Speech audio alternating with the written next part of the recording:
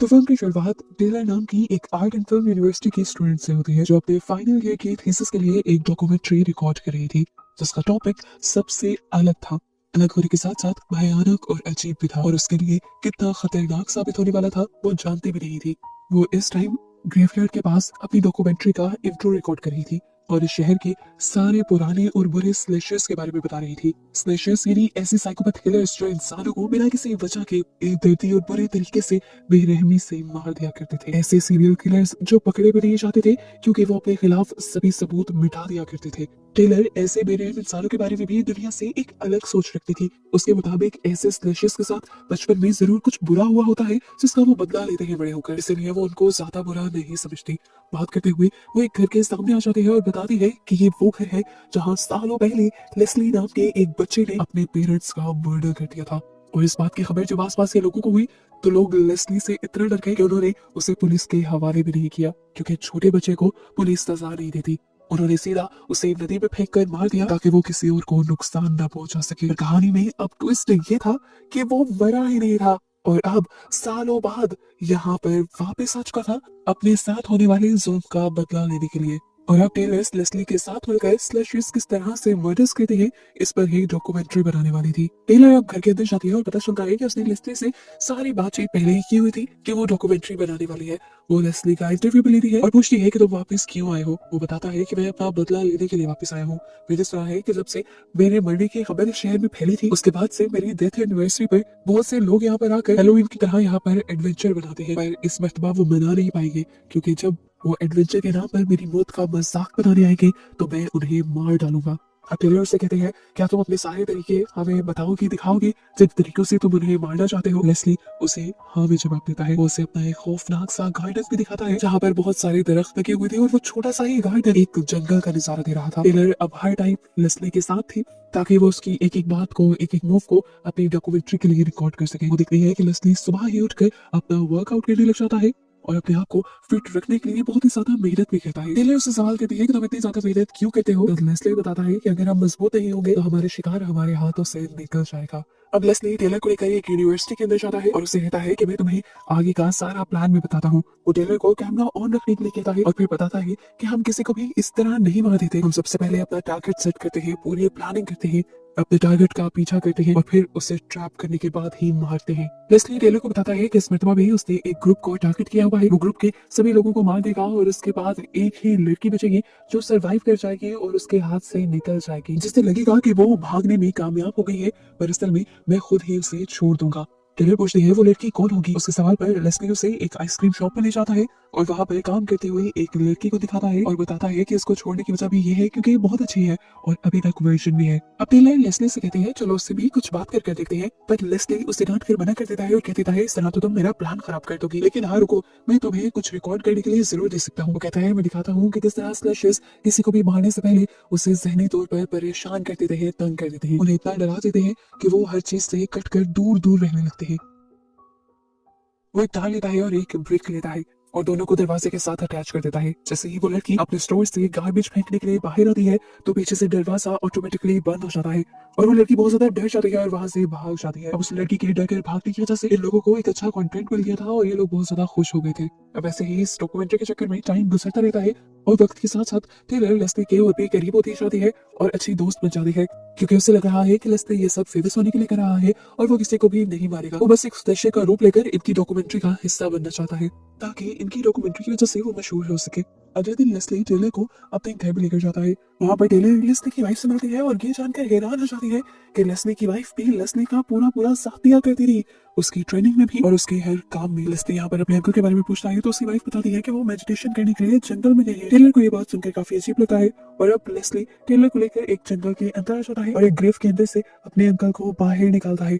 ये नजारा देखकर तो यहाँ मौजूद सभी लोग बहुत ज्यादा डर जाते हैं, लेकिन अंकल बताते हैं कि इस तरह करना हम स्लेशर्स के लिए बहुत ज्यादा जरूरी होता है, नहीं तो कोई भी हमें बहुत जल्दी पकड़ सकता है। इस तरह करके हम अपनी बॉडी पर पूरा कंट्रोल हासिल कर लेते हैं, यहाँ तक कि अपना हार्ट भी अपनी ही मर्जी से पंप करते हैं। वो बताते हैं कि इतने सालों की मेडिटेशन के बाद आज मैं इस पोजीशन पर हूँ कि मैं सिर्फ 1 मिनट में 4 मरतबा दिल को पंप करके अपने आप को जिंदा रख सकता हूँ और दुनिया की सबसे बड़ी बड़ी मशीनों को भी अपने जिंदा होने के बारे में धोखा दे सकता हूँ। लेस्ली बताता है कि मुझे मेरे अंकल ने एक बड़ा किलर बनने की ट्रेनिंग दी है। ये लोग घर वापस आ जाते हैं और यहाँ बहुत सारी बातें करने के बाद लेस्ली टेलर को लेकर एक लाइब्रेरी के लिए निकल जाता है, क्योंकि वहाँ उसे अपने टारगेट को अपने प्लान के मुताबिक और तंग करना था। इस लड़की का नाम कायली था। वो यहाँ लाइब्रेरी में से एक पुराना आर्टिकल ढूंढता है और उसे उस सीट पर जाकर रख देता है जहाँ पर कायली ने बैठना था। वो टेलर को बताता है इस आर्टिकल के अंदर एक बहुत ही भयानक हकीकत छुपी है। इस आर्टिकल में लिखा है कि किस तरह मेरे अंकल ने उसकी मोम के साथ बहुत ज्यादा ज्यादती की थी। ये पढ़कर तो वो जरूर डर जाएगी और इस बारे में जाकर लाइब्रेरियन से भी जरूर पूछेगी। लाइब्रेरियन को मेरी और मेरे अंकल की कहानी बहुत अच्छे से पता है। वो उस लड़की को मेरे बारे में भी सब कुछ बता देगी और वो बहुत ज्यादा डर जाएगी, और जिस टाइम वो पहले से ही डरी हुई होगी तभी मैं मास्क लगाकर उसके सामने आ जाऊंगा और उसके दिल में अपने लिए और भी ज्यादा डर पैदा कर दूंगा ताकि उसे पता चले कि मैं उसके पीछे पड़ गया हूँ। लेस्ली का पूरा प्लान वर्क कर जाता है। वो लड़की उस आर्टिकल को देखकर पहले डरती है और फिर लाइब्रेरियन से जाकर बहुत से सवाल करती है। लाइब्रेरियन उसे लेस्ली की और लेस्ली की फैमिली की कहानी सुनाना शुरू कर देती है। वो बताती है कि लेस्ली की फैमिली बहुत ज्यादा अजीब हुआ करती थी। उसके मॉम डैड और अंकल लोगों को मारा करते थे और वो लोग छोटे से लेस्ली से जबरदस्ती इंसानों की मुर्दा लाशों को कटवाया करते थे। लेस्ली को वो सब अच्छा नहीं लगता था, लेकिन लेस्ली मजबूर था। पर एक दिन उसने अपनी मजबूरी को खत्म करने का फैसला किया और उन क्रॉप्स के साथ साथ अपने मॉम डैड को भी उन्हीं छुरियों से मार डाला और फिर अपनी मॉम की लाश को तो गार्डन में लटका दिया। ये सब देखकर गांव वाले बहुत ज्यादा डर गए और उन्होंने लेस्ली को पानी में गिरा दिया। अब वो लड़की डरते हुए पूछती है कि लेस्ली की बॉडी मिल गई थी। आंटी कहती है नहीं, बॉडी नहीं मिली थी। सबको मानना है कि जरूर नदी की मछलियों ने उसे खा लिया होगा। इससे पहले कि कायली अभी लाइब्रेरियन को ये कह पाती कि क्या पता लेस्ली अभी तक जिंदा हो, उससे पहले ये लेस्ली मास्क पहने दोनों के पीछे आ जाता है। लाइब्रेरियन तो उसे देखकर डर कर बेहोश हो जाती है और कायली बहुत ज्यादा डर जाती है। कायली जोर जोर से चिल्लाने लग जाती है और इतने में यहाँ पर एक आदमी आकर लेस्ली के ऊपर शूट करने लग जाता है। बहुत मुश्किल से अपने आप को और फिर टेलर के दोस्तों को बचाकर यहाँ से भागता है। टेलर जब इस आदमी के बारे में सवाल करती है तो लेस्ली बताता है कि ये मेरे काउंसलर हुआ करते थे। वो मुझे मेंटली सपोर्ट करते थे कि मैं पुराने ट्रॉमा से बाहर निकल आऊं, जिसकी वजह से आज मैं एक किलर हूं। पर वो इस चीज में कामयाब नहीं हो पाए और उन्होंने मुझे एक चैलेंज बना लिया है। वो हर हाल में चाहते हैं कि मैं इन कामों पे ना लगूं और वो मुझे रोकने के लिए अपना कुछ भी कुर्बान कर सकते हैं। खैर, लेस्ली का प्लान तो कामयाब हो गया था। कायली को तो उसने डरा दिया था जितना डराना था। घर आकर वो इस बात पर इतना ज्यादा खुश होता है कि अपने अंकल और अपनी वाइफ के साथ वो इस बात का जश्न भी मनाता है। अब खैर, अगले दिन टेलर चली जाती है कायली से मिलने के लिए, क्योंकि उसे अपनी डॉक्यूमेंट्री के लिए उसका इंटरव्यू भी चाहिए था। लेकिन कायली बहुत ज्यादा डरी हुई थी। इससे पहले कि टेलर उससे कोई भी बात कर पाती, यहाँ पर वो साइकियाट्रिस्ट आ जाता है। उस साइकियाट्रिस्ट ने कल टेलर को लेस्ली के साथ देख लिया था, इसलिए वो लेस्ली से पूछता है आखिर तुम लोग चाहते क्या हो, तुम उस लड़की के प्लान में क्यों मिली हुई हो। टेलर उससे डरती नहीं है और उसे कह देती है बेहतर होगा कि आप इन सब चीजों से दूर रहें और हमारे काम में टांग मत अड़ाएं। इस टाइम वो साइकियाट्रिस्ट भी उसके बारे में सारी इन्फॉर्मेशन निकाल कर लाया हुआ था। वो उसे बताता है कि तुम भी एक बहुत बड़े धोखे में हो। तुम्हें लग रहा है कि ये लेस्ली वो छोटा लेस्ली है जिसने अपने पेरेंट्स को मारा था। नहीं, ऐसा नहीं है। वो लेस्ली तो उसी दिन मर गया था। ये एक दूसरा लेस्ली है जो पहले वाले किलर की स्टोरी को अपने नाम के साथ लगा के अपने आप को मशहूर करना चाहता है। बचपन में मैं इसका इलाज करता रहा हूँ। ये एक साइकोपैथ है और अपनी दिमाग की सेटिस्फेक्शन के लिए कुछ भी कर सकता है, किसी को भी मार सकता है। ये बहुत बेरहम है और इसे रोकना बहुत ज्यादा जरूरी है। और तुम अपनी डॉक्यूमेंट्री के चक्कर में इसके धोखे में आ गई हो। इन सारी बातों को सुनकर टेलर बहुत ज्यादा हैरान परेशान हो जाती है। पहली बात ये कि ये आदमी टेलर के बारे में सब कुछ जानता था। दूसरी बात, ये लेस्ली के बारे में भी सब कुछ जानता था और मूवी के स्टार्ट से जो टेलर को लग रहा था कि लेस्ली सिर्फ इनकी डॉक्यूमेंट्री का हिस्सा बनने के लिए ये सब काम कर रहा है, ये सब एक मजाक कर रहा है, आज वो भी ये जानकर शॉक हो गई थी। ये सब कोई मजाक नहीं था। लेस्ली असल में मौत का खेल खेल रहा था, जिसके अंदर ना चाहते हुए भी टेलर शामिल हो गई थी। टेलर शॉक में ही अब इस रेस्टोरेंट से बाहर निकल आती है, जहाँ पर वो देखती है कि लेस्ली बाहर पहले ही उसका इंतजार कर रहा था और वो उस पर गुस्सा होने लग जाता है कि तुम यहाँ कायली से बात करने आई ही क्यों, इस तरह करके तूने मेरा प्लान बिगाड़ दिया है और अब मैं आगे तुम्हें अपने प्लान का हिस्सा नहीं रखूंगा, तुमने मुझे धोखा दिया है। टेलर भी गुस्से में कहती है धोखा मैंने नहीं, धोखा तुमने दिया है। तुमने मुझे अपना गलत नाम बताया और किसी और लेस्ली की स्टोरी को अपने नाम के साथ जोड़कर तुमने मुझे धोखा दिया है। खैर, इन सारी चीजों के बावजूद टेलर ही लेस्ली से माफी मांग लेती है, क्योंकि उसे हर हाल में अपनी डॉक्यूमेंट्री कंप्लीट करनी थी। काफी सारा काम वो कर चुके थे, अब दरमियान में वो ये सब रोक नहीं सकते थे। उसे भी लग रहा था कि साइकियाट्रिस्ट झूठ बोल रही है और लेस्ली ये सब मजाक ही कर रहा होगा। हालांकि इस सारी चीजों के दौरान गुस्से में लेस्ली ने उसकी गर्दन भी पकड़ी थी और उसे मारने की कोशिश भी की थी, जैसे टेलर की तो आंखों पर पट्टी बन गई थी। खैर, इसके बाद लेस्ली टेलर की टीम को उस घर पर लेकर जाता है जहाँ पर वो लोगों को टारगेट बनाकर मारता है। अब लेस्ली इन्हें पूरा प्लान ब्रीफ करने लग जाता है और उस प्लान के अकॉर्डिंग ये लोग डॉक्यूमेंट्री शूट करने लग जाते हैं। वो असल में बता रहा था कि कहां से वो लोगों को अंदर लेकर आएगा, कहां पर बांध के रखेगा, कहां पर मारेगा, और ये लोग सब चीजें शूट कर रहे थे। वो यहाँ पे लोगों को दिखाता है कि किस तरह उसने अपने टारगेट्स को डराने के लिए लाइट कंट्रोलर भी रखा हुआ है और उसने यहाँ पर तरह तरह के वेपन्स भी रखे हुए हैं जिनसे वो एक के बाद एक बुरी मौत उनको दे सकता है। इसके बाद वो इन सबके सामने ही यहाँ से बाहर निकलने वाले सभी रास्तों को सील कर देता है और दरमियान में ट्रैप भी लगा देता है कि अगर कोई भागने की कोशिश भी करे तो पहले उस ट्रैप में फंस जाए और अगर ट्रैप से निकले तो आगे उसे रास्ता भी बंद मिले। इसके बाद रात हो जाती है और वो बताता है कि अब मेरे मिशन का दिन आ गया है। वो अपने मुंह पे एक भयानक सा मेकअप करता है और मुंह पे एक ऐसी सुन कर देने वाली क्रीम लगाता है जिससे उसके अकॉर्डिंग ना तो उसको किसी तरह का कट लगने पर खून आएगा और ना ही दर्द महसूस होगा। मेकअप करने के बाद वो टेलर को लेकर एक ट्रे हाउस के अंदर छुप जाता है और बताता है कि अब मुझे यहाँ पर बैठकर अपने टारगेट्स का इंतजार करना है। इस टाइम बैठे हुए वो बहुत ज्यादा इमोशनल हो रहा था क्योंकि उसका एक ख्वाब पूरा होने वाला था लोगों को मारने का, और वो इस टाइम इमोशनल भी हो रहा था इस चीज को लेकर। लेस्ली को इस टाइम भी ये सारी चीजें मजाक लगती है और वो अभी भी उसे हौसला देती रहती है कि तुम वो सब कर लोगे। इस टाइम पे इन्हें अब किसी चीज की खटकने की आवाज आती है और जब लेस्ली नीचे उतर कर देखता है तो पता चलता है कि उसका टारगेट यहाँ आ गया था। वो बिना कुछ सोचे समझे एक अजीब सा नाइफ उठाता है और उससे बेदर्दी से उस इंसान का गला काट देता है।